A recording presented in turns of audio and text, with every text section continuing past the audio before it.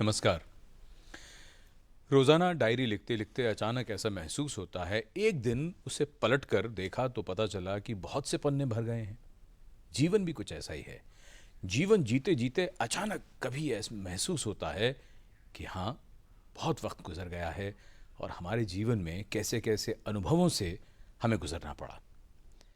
ऐसे ही जब मन में विचार आने लगे तो बड़ा अच्छा लगता है उनको किसी के साथ बांटना। आज हमने एक मेहमान को यहाँ बुलाया है और हम चाहते हैं कि वो अपने जीवन के इन कुछ पन्नों को जो कभी उन्होंने लिखे हैं उनको हमारे साथ बांटें। बहुत स्वागत DGCISF अरविंद रंजन जी।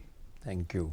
अगर हम आपको इस डायरी के माध्यम से ज़रा इसके पहले पन्ने की तरफ लेकर जाएं जी, तो जहाँ तक याद जाती है, बचपन की क्या यादें आपको आती हैं और कैसा था बचपन? मैं बहुत छोटा था उस वक्त, मेरे ख्याल से इटावा की बात है। मैं शायद 2 साल का ही रहूँगा, क्योंकि तब स्कूल नहीं जाता, तो 2 या 3 साल का रहूँगा। और खेलते खेलते मैं गिर गया और यहाँ माथे पे चोट लगी। और जब मैं वहाँ ड्रेसिंग वगैरह करवा के आया तो पूरी ऐसे यूँ पट्टी लगा दी गई थी। तो मुझे अभी भी याद है कि उन्होंने, मेरी मदर ने उस वक्त कहा, ये तो बिल्कुल पुलिस का वो हो गया है, ऑफिसर हो गया है, क्योंकि सर के ऊपर टोपी लग गई है। अच्छा। तो आपकी माताजी ने तभी ये बात कही। अब ये देखिए, बच्चों के साथ होता है, कुछ बच्चों को बहलाने के लिए कह दिया जाता है कि भाई सर के ऊपर बन गया तो टोपी लग गई है। लग गई। उसी तरह से मेरे फादर जो थे ट्रांसफरेबल जॉब में थे, तो वहीं इटावा की बात बताते हैं। वो चीज़ मुझे हालांकि नहीं याद है, लेकिन हमारे जो और रिलेटिव्स हैं वो बताते हैं कि मैं ऑफिस में उनके कमरे में जाके कुर्सी पे उनके बैठ जाया करता था, and I used to behave like an officer. तो शायद सबकॉन्शियस में बचपन से ही ये चीज़ थी कि मुझे जो है नौकरी करनी है और अफसर बनना है। आपकी पढ़ाई कहाँ हुई? मेरे फादर जो थे ट्रांसफरेबल जॉब में थे, he was in sales tax department. अच्छा। तो शुरू की स्कूलिंग जो थी मेरे कई शहरों में हुई, जहाँ जहाँ फादर का ट्रांसफ़र होता था। तो मथुरा, कानपुर, बनारस, कई शहरों में हमने पढ़ा। उस फैज़ाबाद में भी रहे हम। 12th हमने फैज़ाबाद से ही किया था। अच्छा। और 11th बरेली से किया था, एक साल के डिफरेंस पे। अच्छा। तब 9th 10th हमने किया क्वींस कॉलेज वाराणसी से। उसके बाद फादर का ट्रांसफ़र हो गया बरेली, तो 11th किया बरेली से। फिर वो ट्रांसफ़र फैज़ाबाद हो गया, तो हम 12th हमने फैज़ाबाद से किया।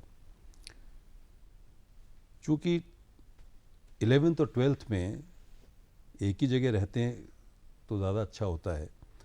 थोड़ा हम जब 12th में आए यहाँ पे फैज़ाबाद में, तो पता लगा यहाँ फ़िज़िक्स का कोर्स जो था काफ़ी आगे बढ़ा दिया गया था। तो फादर ने कहा कि भाई फिज़िक्स के टीचर के पास जाके उनसे ट्यूशन लो, क्योंकि नहीं तो तुम्हारा एक कोर्स तो पूरा हो नहीं पाएगा। मुझे अभी भी याद है, हमारे जो फिज़िक्स के टीचर थे मिस्टर तिवारी, उन्होंने मुझे टाइम दिया सवेरे 5 बजे का, कि 5 बजे पढ़ने आओ। अच्छा। और मैं उस वक्त रहता था उनके घर से कम 4 या 5 किलोमीटर दूर हमारा घर होगा। तो मैं सवेरे उठ के साइकिल से जाता था उनके पास पढ़ने के लिए। जब 12th में मेरा रिज़ल्ट आ गया तो हमारे तिवारी जी ने कहा कि मैंने तो आपको 5 बजे का समय ये सोच के दिया था कि ये 2-3 दिन बाद भाग जाएंगे, आएंगे नहीं। मुझे नहीं पता था कि आप लगन के इतने धनी हैं कि आप आते रहेंगे पढ़ने के लिए। This is one thing which I remember right from the beginning. I was a determined person. जो चीज़ के पीछे मैं लग जाता था, जो ठान लिया वो किया। जो ठान लिया वो किया। तो बचपन की और उस दौर की बातें करें, 10वीं 11वीं 12वीं की जो आपने अभी बात की, परिवार में और कौन कौन और जिनसे आप अपने दिल की बात बहुत बांटते हों, शेयर करते हों, या कुछ मित्रों का भी जिक्र हो जाए?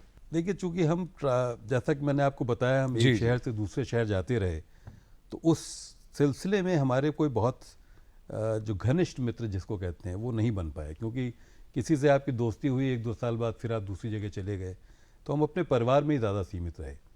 मैं अपने भाई बहनों में अकेला भाई हूँ, मेरी 3 बहनें हैं, तो जो भी मन की बात होती थी या तो अपने फैमिली में ही करते थे या मदर से करते थे। बट एक चीज़ मुझे अभी भी याद है, जो मैं अभी महसूस करता हूँ कि क्यों ऐसा हुआ है, ये सेंस ऑफ रिस्पॉन्सिबिलिटी इतना ज़्यादा मुझ में क्यों आ गया है। राइट फ्रॉम चाइल्डहुड हमारे फादर जो थे वो पूरे टाइम यही हमारे दिमाग में भरते रहते थे कि तुम लड़के हो, बहनों की जिम्मेदारी तुम्हारे ऊपर है। तो सेंस ऑफ रिस्पॉन्सिबिलिटी इतना ज़्यादा उन्होंने मेरे दिल में भर दिया कि जो एक एन्जॉयमेंट की एक वो जो होती है तमन्ना, वो ज़रा पीछे रह गई। बहुत पीछे रह गई। मतलब जब बाकी सब खेल रहे होते थे तो आप ये सोच रहे होते थे कि मुझे अपने टीचर, जैसे आपने तिवारी जी का जिक्र किया। हाँ, मतलब देखिए ऐसा है कि 8th तक मुझे अभी भी याद है, आई was not a very bright student, but 9th में जब मैं आया, जब ये एहसास हो गया कि हाँ हमें भी कुछ करना होगा, फिर 9th के बाद से मैंने पढ़ाई में ज़्यादा जोर देना शुरू कर दिया। उसके बाद से फिर धीरे धीरे मैंने देखा कि ठीक है, खेल कूद में थोड़ा जाते थे जैसे नॉर्मल पर्सन जाते हैं। I use to play badminton, but उसमें कोई बहुत ज़्यादा चूँकि हमारी हुनर नहीं था, तो उसको हमने सिर्फ एज ए स्पोर्ट एक्टिविटी रखा, for the purpose of recreation और for the purpose of physical activity. पढ़ाई में ज़्यादा हमारा जोर रहा। I was a mediocre student, I can say I was not a very very bright student, but I manage to get into IPS. This again is a very interesting story.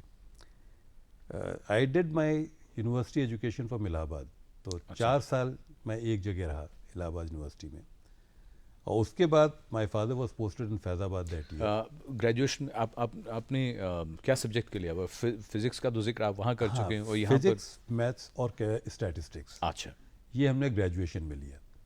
और post graduation में हमने लिया था physics with electronics as my special paper. अच्छा, but I think physics and electronics were a difficult subject, तो उतना ज़्यादा समझ में आए नहीं।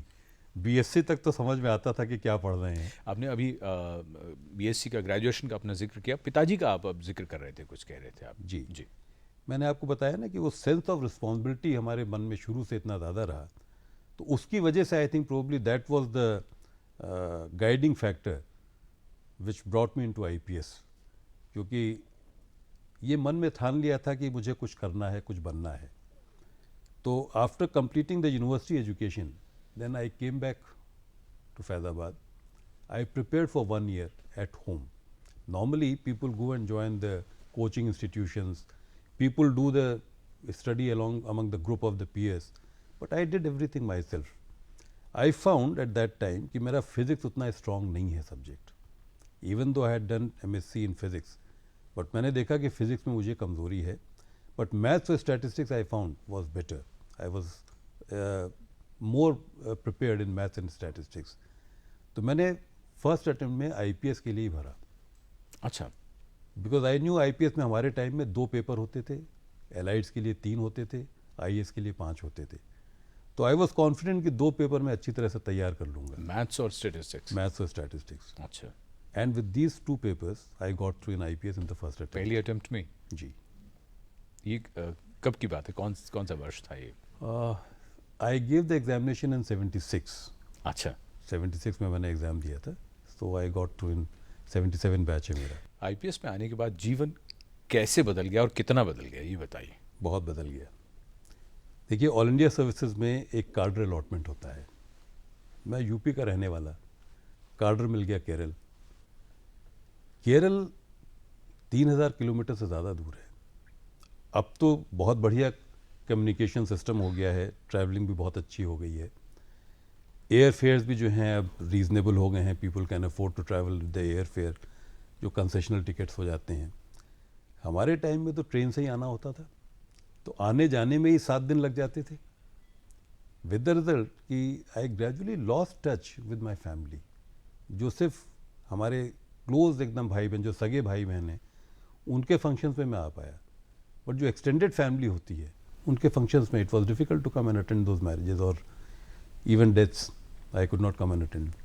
तो धीरे धीरे करके जो एक अपना जो रूट से आपका जो एक कनेक्शन होता है वो कम होता चला गया। जी, ये जो एक काडर की बात होती है, हम में से बहुत लोगों को नहीं मालूम, ज़रा ये हमको थोड़ा सा समझाने की कोशिश करिए।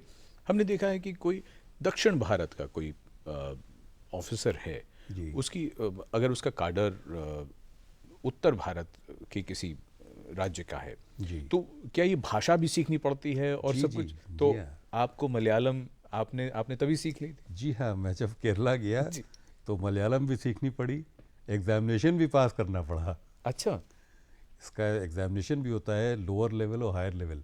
तो लिखना पढ़ना दोनों सीखना पड़ता है। लिखना पढ़ना बोलना तीनों चीज़ें सीखनी पड़ती हैं। और कितना समय मिलता है?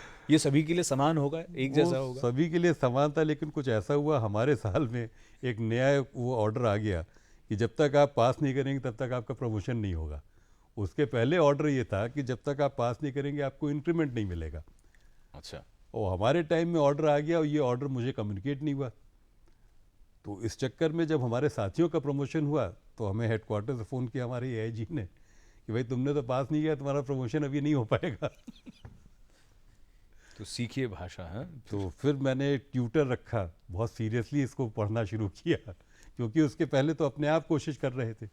तो अपने आप कोशिश में जब पहली दफ़े एग्जामिनेशन के लिए गए तो उन्होंने मलयालम का पेपर मेरे सामने रख दिया और बोला कि इसको आप हिंदी में ट्रांसलेट करो, और इंग्लिश का पेपर दे दिया, डेली न्यूज़ जो उस दिन की न्यूज़ थी, कि इस न्यूज़ को आप मलयालम में ट्रांसलेट करो। तो नेचुरली आई फेल्ड। बट जब उसके बाद फिर हमने ट्यूटर रखा, ट्यूटर रख के जो है, क्योंकि मलयालम की ग्रामर इज़ टोटली डिफरेंट। हालांकि वर्णमाला करीब करीब वही है, सिर्फ उसमें 3 शब्द डिफरेंट हैं, अच्छा।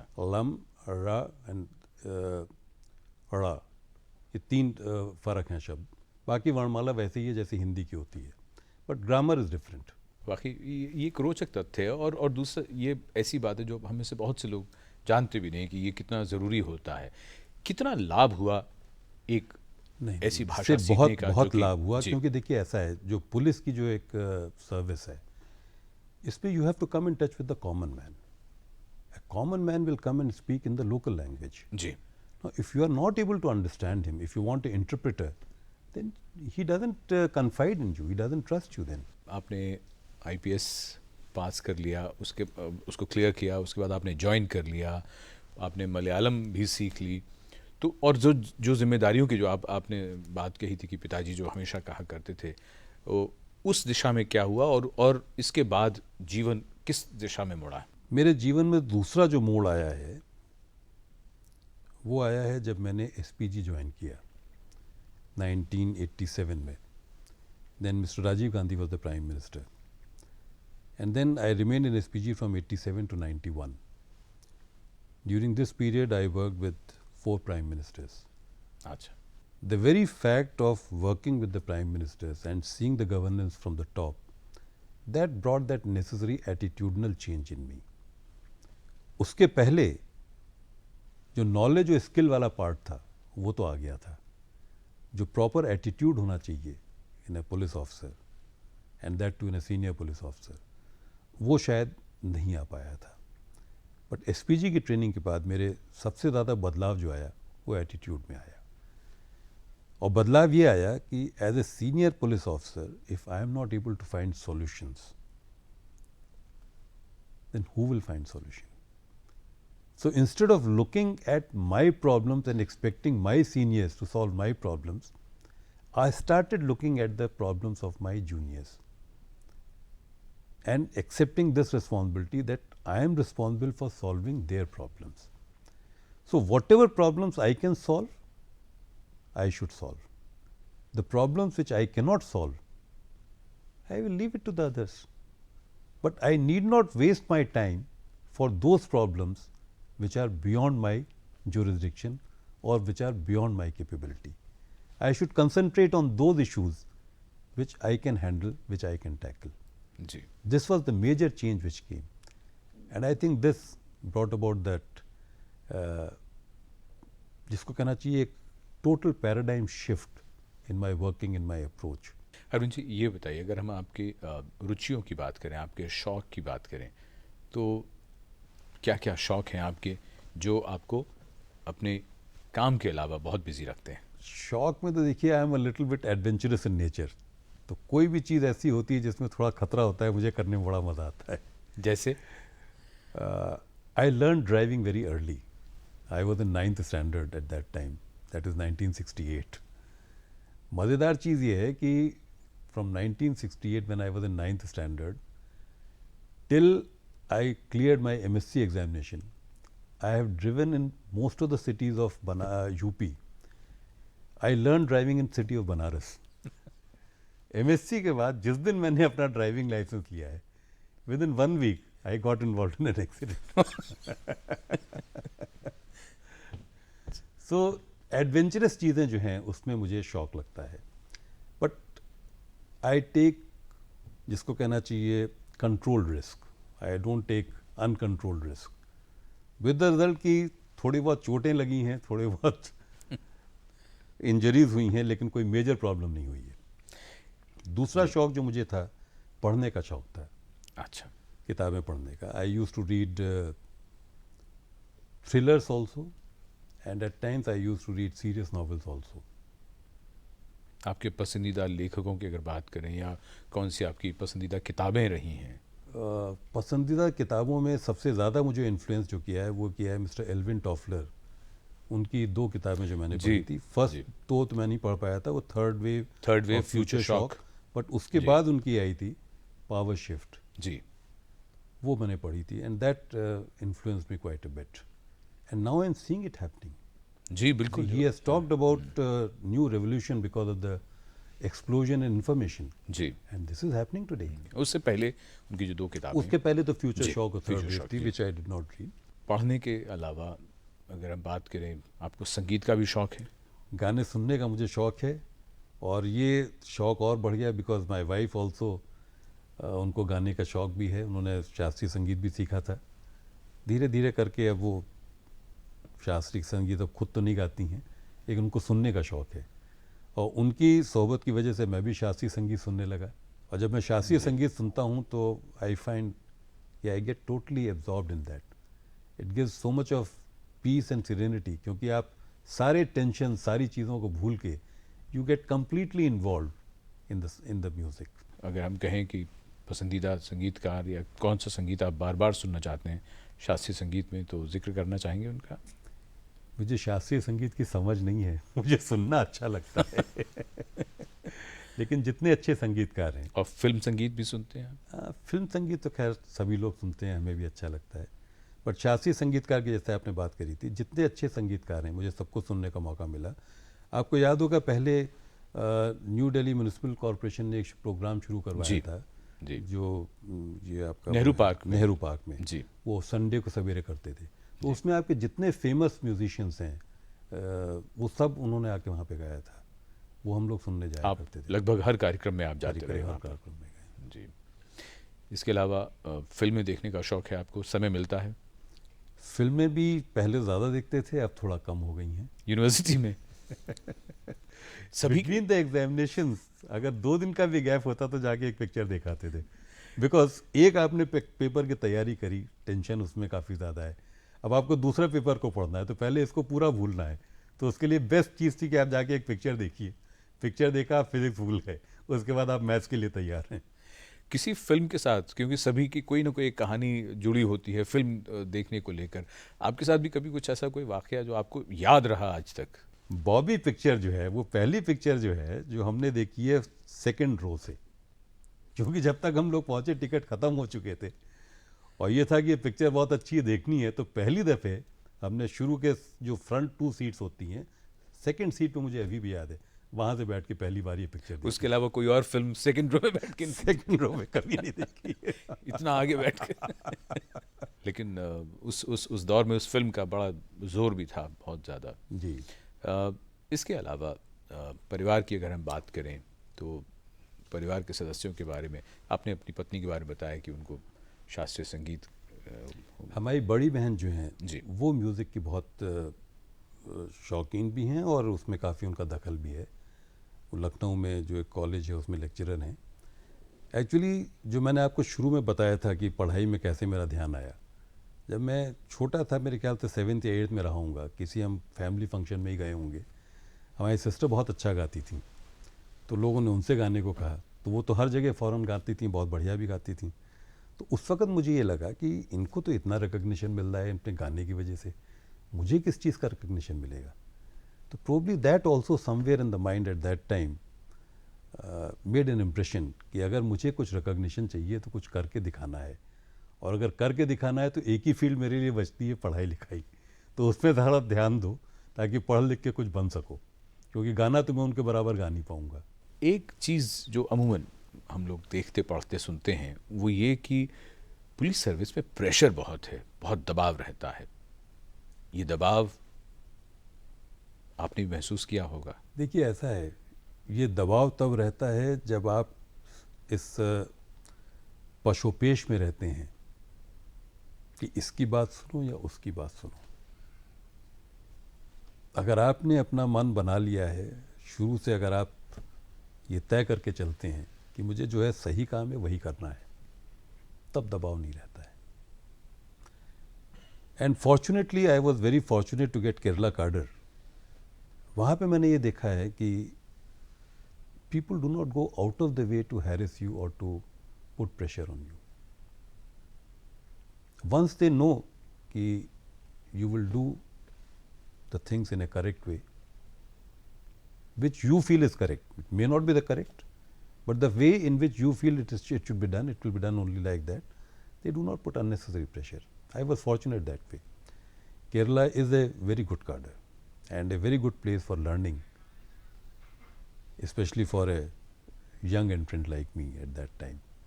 I used to be very emotional, I used to be very sensitive, but all my senior officers,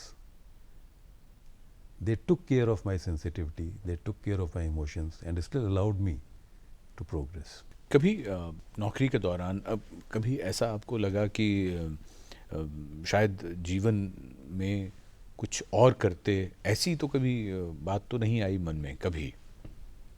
नहीं, ऐसा नहीं। ये ज़रूर रहा कि जो मेरा पोटेंशियल है, I should be able to realise my full potential as a police officer. जैसा कि मैंने आपको बताया, एक दफ़े एसपीजी से जब मैं वापस गया और जो चेंज आ गया एटीट्यूड में कि I have to find solutions, उसके बाद फिर आइडियाज़ बहुत आने लगते हैं। मुझ में एक कमी है कि मैं थोड़ा इम्पेशेंट हो जाता हूँ। आइडियाज़ आए उसको इम्प्लीमेंट करना है फ़ौरन, and if I am not getting the necessary support from people who have to do the things, I get impatient. But धीरे धीरे over a period of time, that impatience also has reduced. It has also become a little bit moderate now. ये ख्याल मेरे दिल में कभी नहीं आया कि मुझे कुछ और करना चाहिए या मैं किसी और एरिया में काम करूं तो ज़्यादा अच्छा कर सकता हूं। बट हाँ, ये ज़रूर हमेशा ख्याल आया कि इसी चीज़ को मैं और ज़्यादा अच्छी तरह से कैसे कर सकता हूँ। बहुत से लोग जो इस वक्त आपको सुन भी रहे होंगे, उसमें बहुत युवा जो सिविल सर्विसेज में आना चाहते हैं, पुलिस सर्विस में आना चाहते हैं, क्या कहना चाहेंगे कि क्यों आना चाहिए किसी को? क्योंकि आजकल इतने सारे करियर ऑप्शंस हैं, बहुत से लोग कुछ और बनना चाहते हैं, कुछ और बनना चाहते हैं, लेकिन अगर कोई पुलिस सर्विस में आना चाहे तो क्यों आए वो? देखिए, पुलिस सर्विस में एक सबसे बड़ी चीज़ जो आपको मिलती है, you get lot of sense of satisfaction because you are able to take care of the problems of the people, just like a doctor, you know. A patient, he can be taken care of only by the doctor, nobody else. Similarly, when people are in trouble, when they have faced situations of, when they have been victims of crime, it's only a police officer, a compassionate police officer, who can give them that solace. I still remember a case when I was DIG crime investigation in Kerala. There was a murder case, a young girl was murdered in a village. And more or less it was known that it was done by a neighboring boy. But the case was remaining blind for many years. When I went, somehow I was lucky. During my period the case could be cracked. And I went to meet that, to that house, you know, for the spot inspection. And at that time I met the family members, the old mother of that girl. And the way, you know, they cried and the way they showered sort of blessings on me, that itself was a reward, you know, of working as a police officer. हम सबका जीवन दूसरों के जीवन को देख देख कर संवरता भी है और उसमें कुछ न कुछ जुड़ता भी है। जैसा हमने कार्यक्रम के शुरू में हमने बात कही थी कि ये जीवन जैसे रोज़ एक एक दिन जुड़ता जाता है, डायरी के पन्नों में हम कुछ न कुछ लिखते जाते हैं, पलटकर अपने जीवन को देखते हैं, कैसा लगता है? देखिए, जीवन में उतार चढ़ाव सबके आते हैं। I have seen difficult periods also, I still remember those very good periods also. मैंने देखा ये है कि दोनों ही टाइम निकल जाते हैं। डिपेंड ये करता है कि आपने उस टाइम को कैसे जिया है। My wife has been a very strong pillar of support. My children have been very understanding, and my achievements I can say, बाकी सब तो अचीवमेंट्स करियर में होते ही रहते हैं, but my biggest achievement is my two daughters. I could not devote much time to their studies. I was getting transferred here and there, but still both of them did very well in their life. Now both are married. My elder daughter has 2 children. My younger daughter has a son. When I see them growing and prospering, that is the biggest satisfaction. And I feel probably I have done the good things to get this result. Ultimately, what exactly is life? Everybody who has been born will die also. What will remain will be the children. They will carry on the torch or the flag, and I am happy to say that my children are doing very well, and that is the biggest satisfaction that I have. Thank you so much mister Arvind Ranjan, DG CISF। आपने हमारे साथ अपने ज़िंदगी के कुछ ऐसे क्षण बांटे। आपकी ज़िंदगी के डायरी के पन्नों के ज़रिए हमने ये जाना कि किस तरह से आपकी जो जीवन यात्रा रही है वो कितने उतार चढ़ावों से गुजर कर यहाँ तक पहुँची है। बहुत धन्यवाद और बहुत शुभकामनाएं आपको। Thank you.